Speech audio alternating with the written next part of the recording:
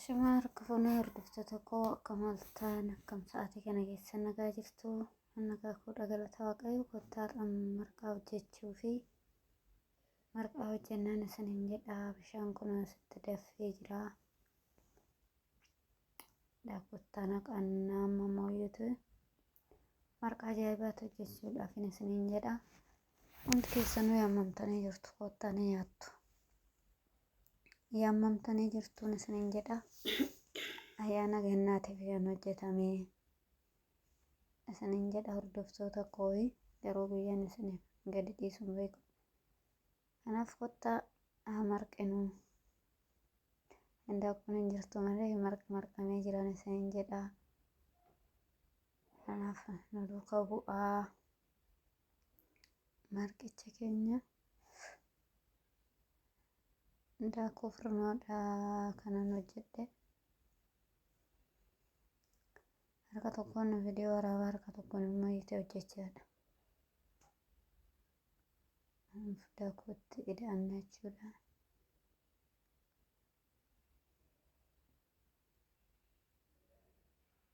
Asitti marqee bilchaachaa jiran isiniin jedha. Guddaa nyaantii immoo na qarqarte jechuudha asitti. Asitti shiitoo hojjechaa jira.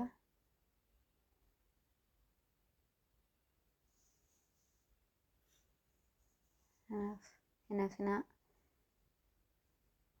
affeeramtanii jirtu akkanatti dabarsana kaayyaana asitti immoo ga'ee kunoo saanii itti baasnu qophaa'ee jira. Hin bareeddu sahaaniin too baay'ee bareeddi. Dhadhaan immoo asitti qophaa'een isiniin jedha.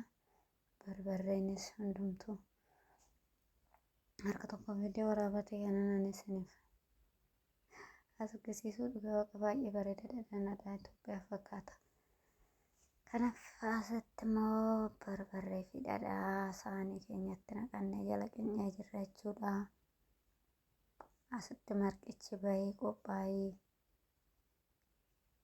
marqaa ajaa'ibaati.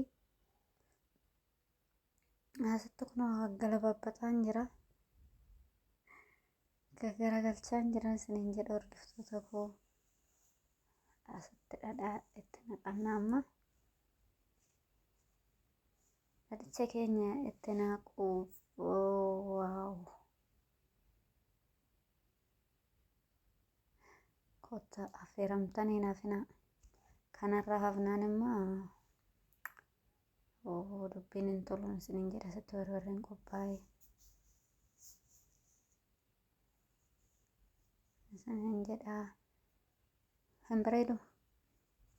Marqaan keenya hin bareedu isiniin jedha.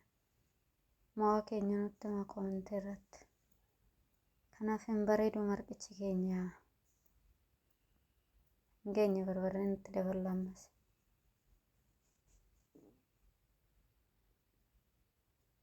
Kanaaf kun hoggannaa nuti marqaa akkanaa kana hojjennee dabarsinee isiniin jedha.